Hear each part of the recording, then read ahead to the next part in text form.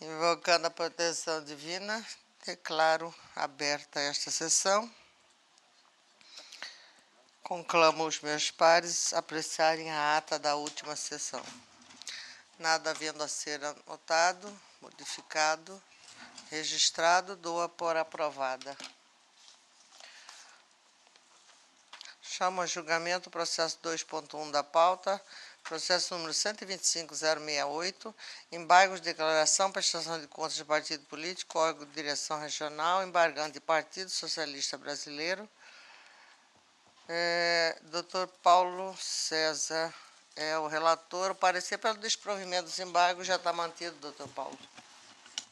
Senhora presidente, trata-se de embargos de declaração opostos pelo Partido Social Brasileiro contra o acórdão proferido na sessão plenária de 2 de junho de 2016, que resultou na desaprovação de suas contas de campanha em eleição de 2014, cuja ementa está aqui abaixo transcrito. O embargante alega que houve cerceamento de defesa e não foi aplicada a proporcionalidade exigida em lei ao aplicar a sanção de perda de cotas do fundo partidário, com os embargos junto aos autos quase 200 páginas de documentos por cópias.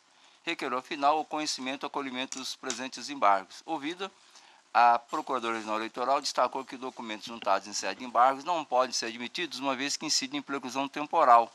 No mérito, verificou que o acordo não padece nenhum vício que justifique sua reforma, manifestando-se pelo desprovimento dos embargos de declaração. É o relatório.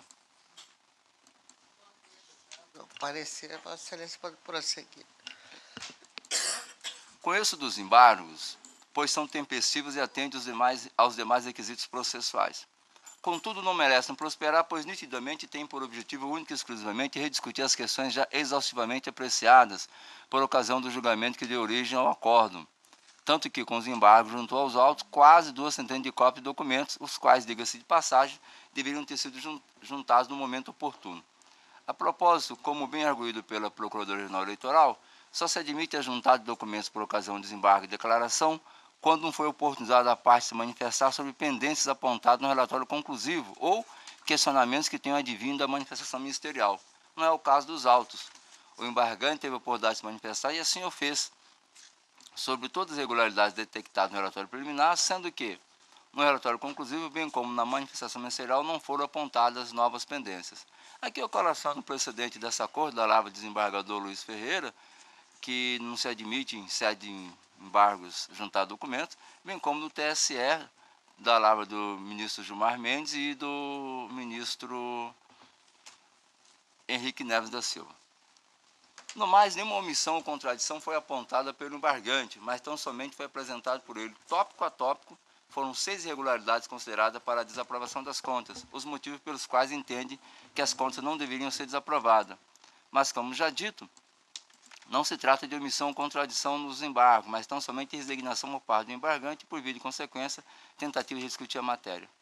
Quanto à não observação da proporcionalidade na suspensão das cotas do fundo partidário, o acordo embargado bem esclareceu que motivou esse relator a propor e aplicar a suspensão na forma como contido no julgado, e ao se explicitar, aplicando como consequência, em decorrência das inúmeras e graves irregularidades, a sanção da perda do direito ao recebimento. Posto isso, em sintonia com o parecer ministerial, conheço os embargos de declaração opostos pelo Partido Social Brasileiro e nego o desprovimento, mantendo na íntegra o acordo. É como voto, senhora presidente. Nobre relator, em harmonia com o parecer, desproveu os embargos. Alguma divergência? De acordo. Todos de acordo. O tribunal, por unanimidade, negou o provimento dos embargos nos termos do voto do outro relator e em consonância com o parecer ministerial. 2.2, processo 101.23, recurso eleitoral, representação, doação de recursos acima do limite legal, pessoa jurídica, recorrente CAV Comunicação Visual, recorrido Ministério Público Eleitoral. Dr. Paulo César Sodré, com a palavra. Senhor presidente, trata-se de recurso eleitoral interposto pela CAV Comunicação Visual Limitada, pessoa jurídica de direito privado, contra a sentença do juiz da 58ª Zona Eleitoral, que julgou parcialmente procedente a representação eleitoral por doação acima do limite legal, ajuizada pelo Ministério Público Eleitoral, condenando a recorrente ao pagamento de multa no valor de R$ 106.738. A sentença foi proferida em 2 de março de 2016 e publicada no Diário Judiciário Eletrônico em 13 de abril de 2016. Alega o recorrente, em síntese, que a representação oferecida em 22 de maio de 2015 tratou de fatos ocorridos em outubro de 2014, que extrapolou o prazo legal de 180 dias contados da diplomação do candidato. Requer o conhecimento do recurso e, no mérito, o provimento reconhecendo a decadência e nulidade ab initio do processo. O Ministério Público Eleitoral, com atribuição naquele juízo, apresentou contrarrazões, pugnando preliminarmente pelo não conhecimento do recurso em razão de sua intempestividade e, no mérito, pelo improvimento.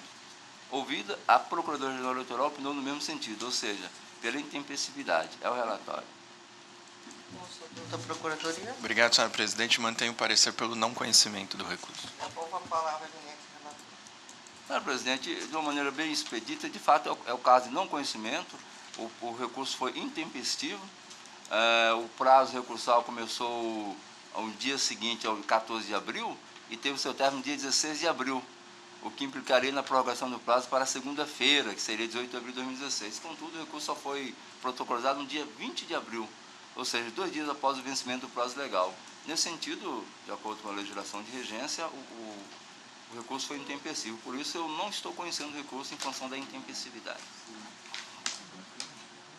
Consulto os demais membros, se todos estão de acordo, se há... De acordo.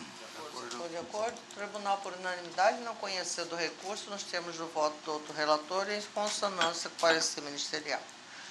Julgamento em bloco a pedido do eminente relator, doutor Paulo Sodré. O primeiro é o processo 125.408, embargos de declaração, prestação de contas, partido político, órgão PSOL, Partido Socialismo e Liberdade. E neste parecer é pelo desprovimento dos embargos, está mantido. O segundo, processo 127.314, prestação de contas, Comitê Financeiro também do PSOL. O parecer aqui é o mesmo. Está certo, desculpe. Com a palavra, eminente relator. Só esclarecendo, como Vossa Excelência já mencionou, foi um processo que eu julguei de forma conexa e, portanto, os embargos serão julgados também conjuntamente, por isso o pedido de bloco. Trata-se de embargo de declaração oposto pelo Partido Socialismo e Liberdade, PSOL, Mato Grosso, contra o acórdão proferido na sessão plenária de 31 de maio de 2016, que desaprovou as contas de campanha das eleições de 2014 da Direção Regional e do Comitê Financeiro, cujo emento agora transcrevo que está aqui à disposição dos eminentes pares. Alega o embargante que houve omissões e contradições, cesseando a defesa do embargante e violando os princípios da proporcionalidade, do princípio da fundamentação das decisões judiciais, do princípio de retroatividade da lei mais benéfica e do artigo 37 da lei 9.995, com a redação dada pela lei 13.165, determinando a perda do direito ao recebimento da cota do fundo partidário de todo o ano seguinte ao trânsito em julgado da decisão. Sustenta em síntese que o valor de R$ 826, indicado como significativo no montante geral da campanha, está eivada de omissão, contradição, vez que a prestação de conta do diretor regional está sendo analisada em conjunto com a prestação de conta do Comitê Financeiro, razão pela qual o citado valor corresponde a 0,49% do valor da campanha. Afirma que houve equívoco por parte da Secretaria Judiciária desse tribunal, ao fazer autuações distintas da prestação de contas do diretor regional e do Comitê Financeiro, uma vez que apresentadas em conjunto. Aduz que não juntou os recibos eleitorais nos autos por não ter havido a solicitação desse acordo para sua apresentação. Assegura que não houve impedimento à fiscalização da arrecadação e movimentação dos recursos da campanha no pleito de 2014 por parte da Justiça Eleitoral. Houve apenas erro formal na medida em que todos os recursos arrecadados e todas as despesas efetuadas foram devidamente registrados.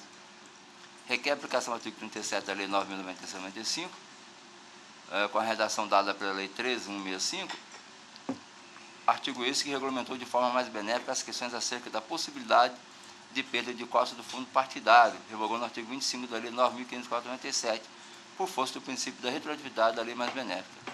Requer, ao final, o recebimento e o provimento dos presentes embargos, com manifestação expressa sobre a aplicação do artigo 5º da Constituição Federal para fins de espreguiçamento. Ouvida, a Procuradoria Eleitoral opinou pelo desprovimento dos embargos de declaração. É o relatório. Já foi mantido o parecer, vai ser... Ok. Os embargos devem ser conhecidos, vez que preenchidos os requisitos legais de admissibilidade. No mérito, merecem ser rejeitados, haja vista a pretensão nítida de rediscussão da matéria diante da ausência de apontamentos reais de vícios de omissão e contradição na decisão combatida. De início, esclareço que os presentes embargos rebatem um acordo 25437 que desaprovou as contas de direção regional e do Comitê Financeiro do Partido Socialismo e Liberdade. Assim, analiso esses embargos para ambos os processos, 1254 e 1273, cujo teor deverá ser transladado para o processo 1273. Na mesma linha adotada no julgamento anterior. Passando a análise das razões recursais, tenho que nenhum equívoco foi verificado em relação à autuação dos processos 1254 e 1273, ambos relativos ao pleito de 2014. Ao contrário do afirmado pelo embargante, não houve apresentação conjunta. Basta verificar nos autos que o primeiro foi protocolizado em 15 de agosto e o segundo em 19 de agosto de 2014. Também não prospera a afirmativa de que o extrato de contas de folha 3 dos autos 1254 comprova a apresentação conjunta, pois ela apenas cita o CNPJ do comitê justamente para indicar a existência desse e de seu registro como pessoa jurídica. E mais, os valores de receita e despesa do diretório são na ordem de R$ 2.598, enquanto os valores do comitê correspondem a R$ 165 mil. A resolução TSE 23406, que dispõe sobre a arrecadação e gasto de recursos do partido político, candidatos ao comitê financeiro, e ainda sobre a prestação de contas da eleição de 2014, prevê em seu artigo 5º a faculdade dos partidos constituírem comitês financeiros com a finalidade de arrecadar recursos e aplicá-los em campanhas eleitorais, obedecidos aos regulamentos legais. E esse, se constituído, como no caso em pauta, tem várias atribuições, como as descritas no artigo 9º do citado normativo.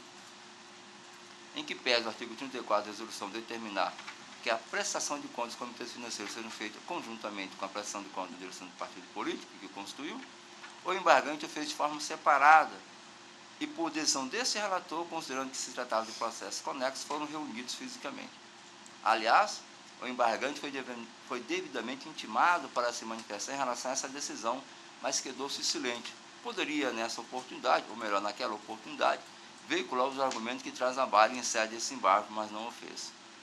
Quando o julgamento da prestação de contas, esse relator analisou pontualmente cada uma das irregularidades indicadas em cada um dos processos, considerando os respectivos extratos que apresentaram valores bem diferentes entre si, como demonstrado a Lures, e irregularidades especificamente analisadas pelos órgãos técnicos e ministerial em cada um deles. Corroboro com esse entendimento o parecer da Procuradoria Eleitoral ao afirmar que muito bem lançado, peço perdão para não ler, mas fundamenta que não houve nenhuma irregularidade e nenhuma omissão. Em relação ao questionamento da aplicação retroativa da Lei 13.165, por ser mais benéfica, também não merece acolhimento, pois tanto a apresentação quanto a análise das consequências do julgado estão de acordo com a legislação vigente na data da apresentação. Se assim não fosse, estariam sendo violados frontalmente os princípios da isonomia, da anualidade eleitoral e do tempus regit actum. Ademais, a prestação de contas julgada pelo acórdão, ora julgada, refere-se à prestação de contas de campanha nas eleições de 2014, enquanto que o dispositivo alterado pela Lei 13.165, cuja aplicação recai ao embargante, disciplina a prestação de contas do exercício financeiro, prestação de contas anual. Assim, mesmo que fosse possível a aplicação retroativa, como requerido pelo embargante, não haveria como excluir as sanções aplicadas. Por último, o princípio de aplicação da lei mais benéfica é de natureza criminal e não se estende aos processos eleitorais que têm natureza distinta.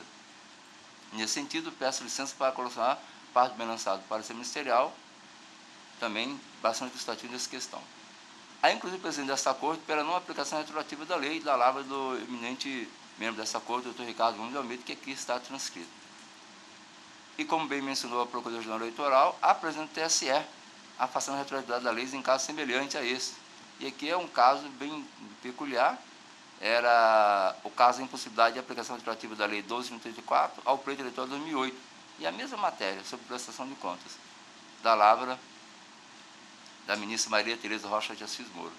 Possui-se harmonia com o parecer ministerial, conheço dos embargos opostos pelo PSOL e nego o desprovimento, mantendo na íntegra o acordo do TRE e estabelecendo essa direção ao Comitê Financeiro Único do Partido Socialismo para também negar esse provimento.